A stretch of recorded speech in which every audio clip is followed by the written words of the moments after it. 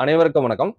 அதாவது 48 loss of power. இந்த புக்ல வந்து என்ன சொல்றாங்கன்னா, நீங்க அதிகாரத்தை அடையணும்னா, இந்த இந்த புக்ல சொல்லியிருக்க 48 விதிகளை நீங்க கடைபிடிக்கணும். இதுல 11வது விதியில ராபர்ட் கிரீன் என்ன சொல்ல வர்றாருன்னா, நீங்க வந்து அதிகாரத்தை அடையணும்னா, மத்தவங்க வந்து உங்கள சார்ந்திருக்கும்படி நீங்க செய்யணும்.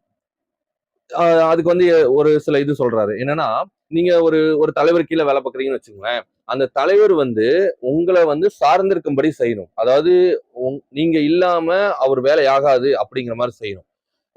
இப்ப என்னன்னா, இதுக்கு நீங்க என்னென்ன பண்ணணும்னா, மத்தவங்கள்ட்ட இல்லாத ஒரு தனித்திறமை, உங்க தலைவருக்கு தேவையான ஒரு தனித்திறமை உங்கள்ட்ட இருக்கணும்.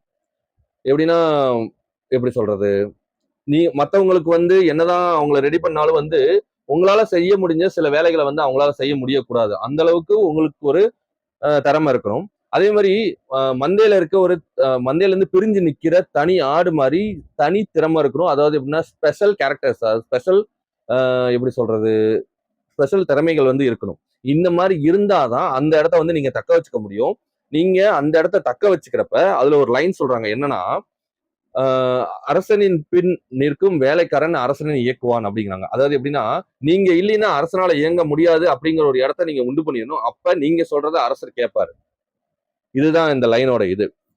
சப்போஸ் நீங்க வந்து இந்த அளவுக்கு திறமையா இல்லைன்னா, ஆ உங்கள விட திறமையா ஒருத்தர் கிடைக்கிறாருன்னா, டக்குன்னு மாத்திருவாங்க. அப்படி மாத்தாத அளவுக்கு நீங்க ரொம்ப முக்கியமானவரா இருக்கணும் அங்க. இதுல இன்னொரு இது என்னன்னு கேட்டீங்கன்னா, ஒரு எக்ஸாம்பிள் சொல்றாங்க.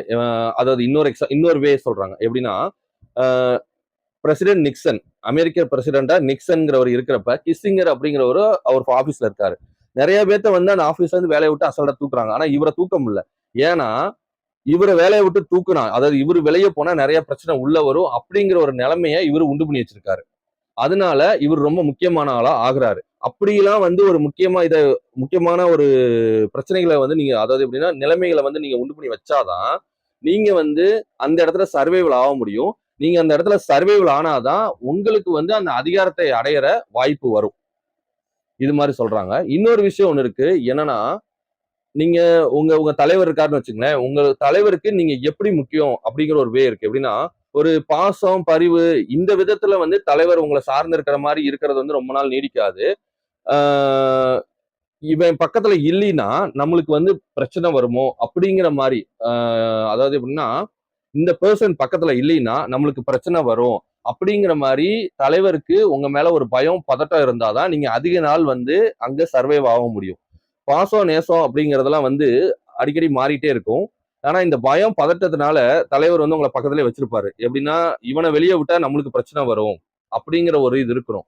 ஆ அது இல்லாம வந்து நெறைய நெறைய விஷயத்துல வந்து இந்த திறமை நம்மளுக்கு ரொம்ப முக்கியம் அப்படிங்கிறத நீங்க உணர வைக்கணும் தலைவருக்கு.